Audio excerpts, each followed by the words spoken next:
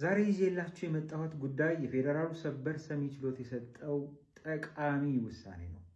በተለይ መሬት፣ ቤት፣ ንብረት ያላችሁ ሰዎች ይህንን ውሳኔ መስማታችሁ በጣም ነው የሚጠቅማችሁ።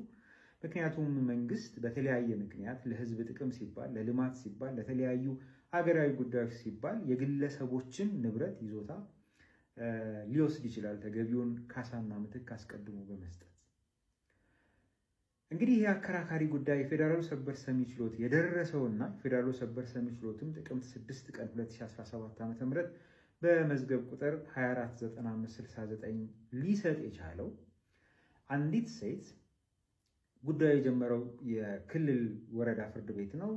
ከባላቸው ተካፍለው ያገኙትን አንድ ይዞታ አንድ ሃይማኖታዊ ተቋም የሚመለከተው አካል በካርታ ሰጥቶኛል ብሎ ይዞባቸው የነበረ በመሆኑ ምክንያት ይዞታቸውን እንዲለቅ በሚጠይቁበት ጊዜ የሚመለከተው አካል ነው የሰጠኝ፣ ይሄው ካርታዬ፣ እኔ ነኝ ባለ ንብረት በማለቱ ምክንያት ክስ ይመሰርታሉ። ጉዳዩን በመጀመሪያ ሲመለከተው የነበረው የፌዴራል ፍርድ ቤት የነበረው የወረዳ ፍርድ ቤት ልክ ነው፣ ካሳና ምትክ ሳይሰጥ ይሄንን ይዞታ ለሌላ ሶስተኛ ወገን መስጠቱ ተገቢ ስላልሆነ ይዞታው ይመለስ በሚል ነበር ውሳኔ የሰጠው። ነገር ግን በየደረጃው የነበሩ የይግባኝ ችሎቶች ደግሞ ለሕዝብ ጥቅም ሲባል የተወሰደ በመሆኑ ምክንያት የሃይማኖት ተቋሙ ደግሞ ተገቢውን ማስረጃ የሚመለከተው አካል ስለሰጠው ምትክና ካሳ ካልተሰጠሽ የሚመለከተው አካል ጋር ሄደሽ ይህንን ከምትጠይቂ በስተቀር ይዞታው ይመለስልኝ ብለሽ ልትከራከሪ አይገባም በሚል ውሳኔ በመስጠታቸው ምክንያት ነው አመልካች ይህንን ውሳኔ በመቃወም ጉዳዩን ወደ ፌዴራል ሰበር ሰሚ ችሎት ይዘውት የመጡት። የፌዴራል ሰበር ሰሚ ችሎቱ በህገ መንግስቱ አንቀጽ 40 ንዑስ አንቀጽ 8 እንደዚሁም በተለያዩ በርካታ ህጎች የተከበረውንና የታወቀውን መንግስታዊ አካል አንድን የግለሰብ ንብረት ለህዝብ ጥቅም በሚል በሚወስድበት ጊዜ አስቀድሞ ካሳና ምትክ ሳይከፍል ሊያደርገው እንደማይገባ የተደነገገውን መርህ ያጸና ውሳኔ ነው የሰጠው።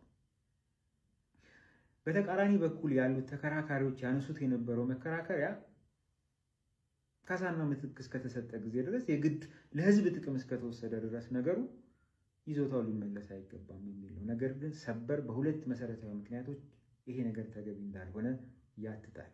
የመጀመሪያው ሲጀመር በህገ መንግስቱ አንቀጽ 40 ንዑስ አንቀጽ 8 መሰረት የአንድን ግለሰብ መሬት መውሰድ የሚቻለው አስቀድሞ ካሳና ምትክ በመስጠት ነው።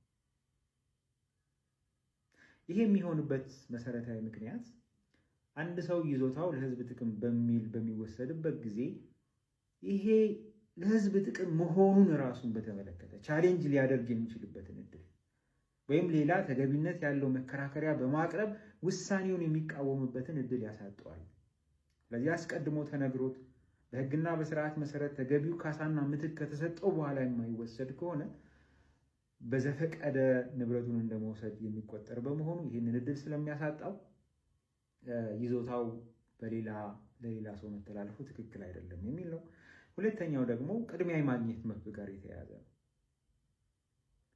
ያንን ይዞታ መንግስት ለሚፈልገው ህዝባዊ ጥቅም ለማዋል ያ ሰው የሚችልበት እድል ካለው ይዞታው ከተሰጠው ሰው ይልቅ የተሻለ ነገር እዛ ቦታ ላይ ማድረግ የሚችልበት እድል ካለ ያንን እድልም እንዳያጣ ለማድረግ አስቀድሞ ካሳና ምትክ የመስጠት ውሳኔ ሊተላለፍ ይገባል። ስለዚህ ምንም እንኳን የሚመለከተው አካል ለዚህ ሃይማኖታዊ ተቋም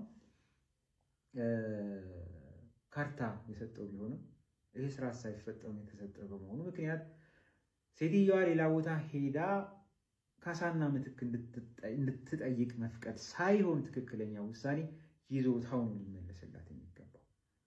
ከዛ ከፈለገ የሚመለከተው አካል ለህዝብ ጥቅም መሆኑን በማሳየት አስቀድሞ ካሳና ምትክ በመስጠት መልሶ ሊወስደው ከሚችል በስተቀር አሁን ግን ሊመለስልሽ አይገባም፣ ሂጂና በሌላ መዝገብ ካሳና ምትክ እንዲሰጥሽ ጠይቂ የሚለው ውሳኔ ከህገ መንግስቱ አንቀጽ 40 ንዑስ አንቀጽ 8 እንደዚሁም ለህዝብ ጥቅም ሲባል